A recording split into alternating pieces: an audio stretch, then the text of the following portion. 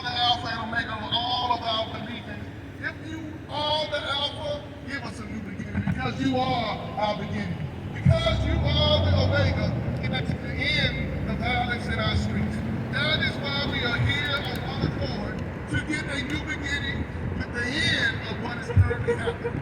So Lord, as the Bible says, that men and women should always pray. We believe the prayers of the righteous shall avail us much.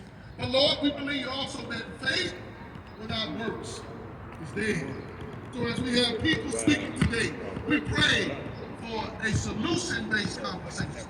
We pray that our leaders will be convicted to sit at tables to give that change. We pray, Lord, that the building better communities will be a leading partner at the table with the county, with the city, with the state, with the nation, and with the world. Because, Lord, a better community is a better community. So, Lord, as we close this prayer, we pray, Lord, that change is coming. That the change of the color of orange on our back is a symbol that change is on the way. It's in Jesus' name that I pray.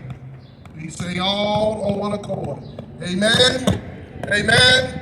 And where I come from, you got to give them a practice right there. Put those hands together and believe that change is coming. God bless you. Hope to see you.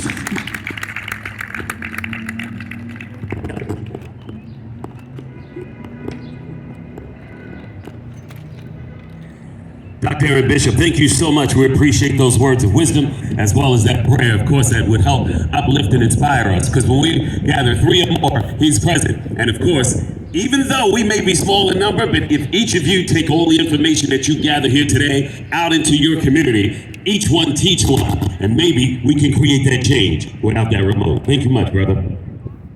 And another elected representative who has been out all day, talking about the different causes and things that we are dealing with, our trials and tribulations in our community. And he's not even done after this event, he goes on to the next one. But we're so glad to have him as our representative, Dr. Jermaine Johnson, House 80. Please give him a hand as he comes forward. Put those hands together a little bit, because we're here for change. We're here for change. Put those hands together a little bit. We're here for change. Like Mr. Wilson said, I'm Dr. Jermaine Johnson. I'm state representative. I represent part of Lower Richmond up in the Kershaw counties. And I know a lot of you here today, I work very closely with Mom and Man Active you will say to get things done. You know, I want to let everybody know just a little bit about myself and why I'm so passionate about this situation with gun violence. The very first memory of my life, my older brother was running away from home. And when he ran away from home, he never came back.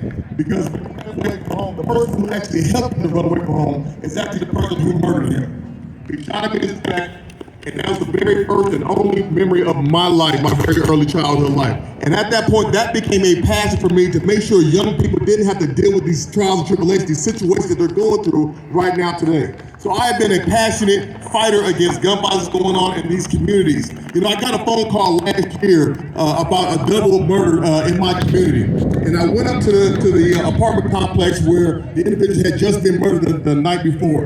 And there was still blood laying on the ground. And I looked at the blood and I'm looking around and I'm saying, is somebody gonna do something about this? What is going on about this? And then about from here to this pole over here, there was a playground, a child's playground. And there was still blood on the ground. And I'm thinking, there's children around here that are walking past this blood from somebody where they were just murdered, and nobody's around here cleaning it up. They are desensitizing our children. They are normalizing these situations and making it look like this is an everyday occurrence and that is not important. So I got on the phone with the city of Columbia. I got on the phone with the police department. I got on the phone with the fire department. I said, listen, somebody got to get out here and cover this up.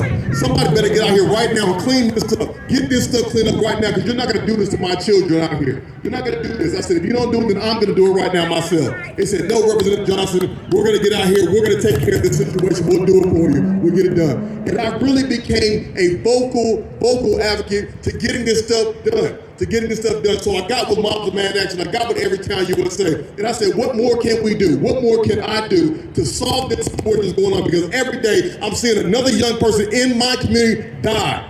Every day.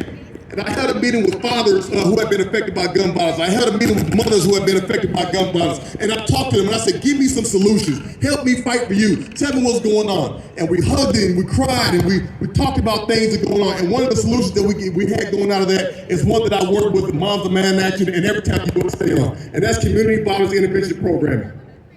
And I came up here to the State House.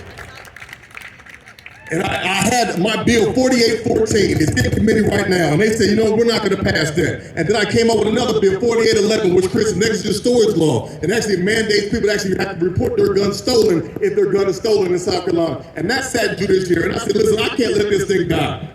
I have to fight for these kids. I have to fight for these young people. I got to fight for these innocent bystanders. So I went ahead and I took a page out of my opposition's, out of my colleagues' playbook, and I said, you know, I'm going to come up with some pilot program to do what they did.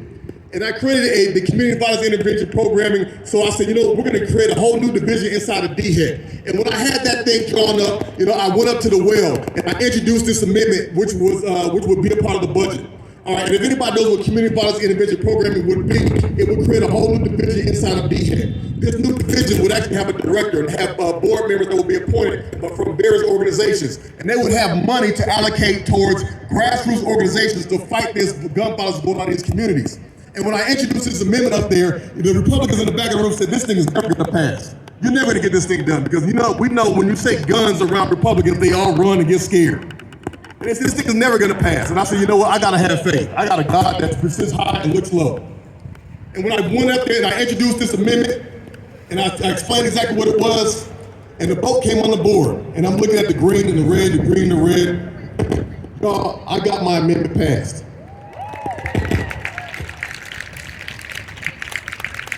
This amendment creates that division inside of DHEC to fight that situation that we're dealing with here today, right now. All right, and this is what I need from you all right here. This is a call to action from everybody that's out here. A lot of you all are wondering, what can you do? How can you support? How can you help? How can you save a life? What you can do right now is you can call every representative that's up here. You can call every senator that's up here. You can call the governor and tell them to leave that in the budget because it is in the budget right now. And if it passes, that means next year we can get to work. We can get to work. We can stop this passing the hat around at community functions and saying, listen, can somebody donate money here? Can somebody donate money there? We have the money right now. It is sitting there. I called on the General Assembly to allocate $25 million towards gun violence prevention. I've called on the General Assembly to do the right thing, and we got it done. But we have to make sure it stays there, and that's where all of you all come into play right now. So I'm going to call on you all right now to call your representatives, call your senators, tell them to keep that in the budget, because once we get it in the budget, that means all these organizations that are out here that are doing this work, that are saving our kids' lives, you all can get the resources that you need. Because if they truly want to say we are a pro-life state, then it's about time that we be a pro-life state, and let's start saving these lives. So thank y'all so much. I appreciate y'all listening to a little bit of what I had to say. God bless you, and let's get to work.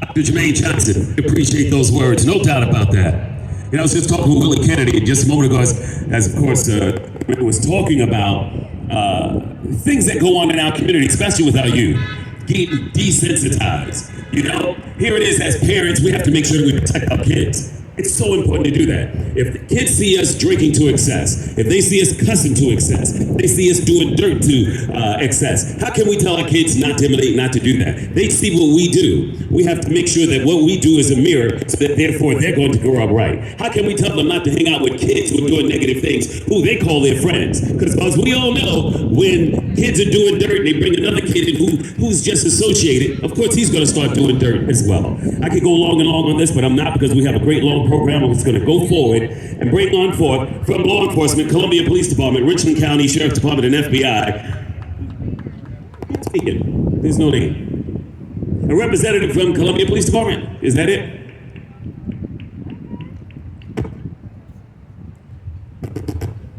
Okay. We'll try to get back to that one. Perry, who's that? Who's that? Is that you? Okay. Coming up to represent law enforcement, Columbia Police Department, Richland County Sheriff's Department, and also the FBI, Perry Patton. Give him a hand. You know, Curtis could have did a better job representing law enforcement than I could. But I just want everybody to know Then I'll speak on that really quick. With law enforcement today, they're doing an amazing job. Sure, there's a few, just a small few who put their uniform on and they're not doing the things that they're supposed to do correctly. But the majority that put the uniform on, they're doing it for the right reason. So when we have organizations who talk about defund the police and organizations that come up and just talk bad to every single officer, you're talking about an officer who wants to save lives, or an officer who cares, which is why, again, I put the uniform on. I put it on because I see what's going on in our community and want to create change. Every single day I talk to our youth. Every single day I talk to them about the actions that they do are going to cause a reaction. The mistakes that they make today, they have to learn from them. You can't make a mistake today and then make that same mistake tomorrow, then that same mistake, because then it's no longer a mistake. What you have to do is realize what you're doing to yourself and what you're doing to your future. So I have to talk to them about these actions. There's the road, and as we all know, it's crossroad. You're going to continue down this path of wrong, or you're going to continue down this path of doing right. You got to make that decision. We as parents have to help make that decision. Stevie Wonder has a song, Isn't She Beautiful? Well, no, it's who is it? Earth, Wind, and Fire. A child is born with how the rest of it go? A child is born with a heart of gold. But it's the way of the world that makes it turn stone cold. And that's so true. We as adults have to make sure that we keep those children on the path that they need to go. We have to be the prime example. Law enforcement officers each and every day are out there trying to do their job. We have to support them. Think about this. No law enforcement. Now we're talking lawlessness. You think you're going to be better off without law enforcement? Absolutely not. We're going to support them. We have so many programs and projects that we offer as law enforcement that can help you make your community better. Go up to them, talk to them, find out these programs that are free. Of course, Neighborhood Watch, helping our precious elderly. So many different programs and projects that we do. Law enforcement officers as a whole are just trying to do their job to make our lives better, our communities better, our children's lives better as they get older. That's what it's all about. Each of us teaching one. Perry Bradley wants to add on. Let's give it up for Curtis one more time. Reason why I want to say something because I want to talk about an experience personally. I am on the Richland County Citizen Advisory Board, so anytime there's an issue that deals with law enforcement in our community, I sit on that board. I also sit on the hiring board for Richland County. I've just started FBI, they have a citizens board as well, and they are here as well. So let's give it up for all law enforcement in the area right now. And real quick, BBC started something a while ago. We noticed that there was not a hate crime law in South Carolina. So one of the ways that you actually get someone prosecuted in South Carolina through hate crime is on the federal level. So I have information. If you are a witness or you feel that you've seen hate crime, the FBI information is right there at the BBC table. They have an officer there that, the deputy officer, agent. We have an FBI agent that you can talk to and get some more information. But real quick, just so you know if I give the Curtis, I've been on both sides of the law enforcement field. I once was a college student at Clemson University, and I love Clemson. I know it's Columbia, and I'm gonna tell you something. As a student, I raised purity heck on campus. I was in a fraternity, we did our thing, parties, always having security come out, quiet it down, do whatever. Now I'm the chief of police over at Lenoir-Rhyne University. I see the other side of it. But one of the things that we had never had to worry about as a student at Clemson during my time, which is a while ago, gun violence. I've never remember one time being afraid to go to a campus event thinking that someone would have a gun or that we were in danger of being shot. It's different now, guys. It's real different. And the things that we face and the things that we have to do, putting ourselves on the lines every day because we are that first line of defense. Whether you believe it or not, whether you respect it or not, a police officer, a security officer, campus security, we're the ones that have to put ourselves in front of the danger when it comes to your students and faculty and staff. So like I said before, let's give it up for law enforcement because they do a tremendous job day in and day out. Thank you.